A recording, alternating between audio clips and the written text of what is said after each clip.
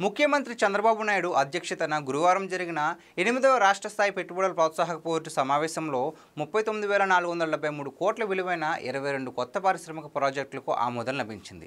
ఈ ప్రాజెక్టుల ద్వారా రాష్ట్ర వ్యాప్తంగా 30,899 మందికి ఉద్యోగ అవకాశాలు కలగనున్నాయి. సీఎం క్యాంపు కార్యాలయంలో జరిగిన ఈ సమావేశంలో పలువురు మంత్రులు, ఉన్నతాధికారులు హాజరయ్యారు. ముఖ్యంగా ఐటీ, ఫుడ్ ప్రాసెసింగ్, ఇంధన, పర్యాటక రంగాలకు చెందిన ప్రాజెక్టులు పెద్ద సంఖ్యలో ఆమోదం పొందాయి. ఇప్పటి వరకు కూటమి ప్రభుత్వంలో జరిగిన మొత్తం 8 ఎస్ఐపిబి సమావేశాల్లో 109 ప్రాజెక్టులకు ఆమోదం లభించగా వాటి విలువ 5.74 లక్షల కోట్లుగా ఉంది. ఈ పెట్టుబడుల ద్వారా సుమారు 5 లక్షల మందికి ఉద్యోగ అవకాశాలు ఏర్పడనున్నాయి.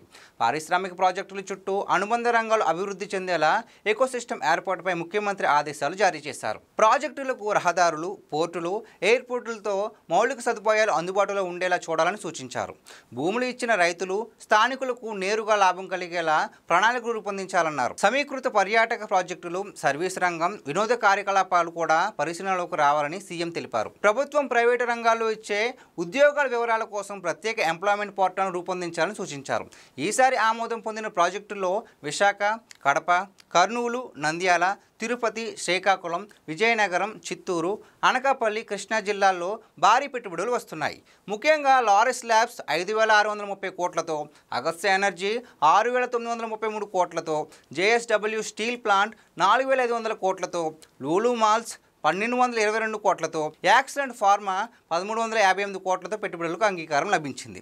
ఈ ప్రాజెక్టుల ద్వారా వేలాది మందికి ఉద్యోగ అవకాశాలు కలగనున్నాయి.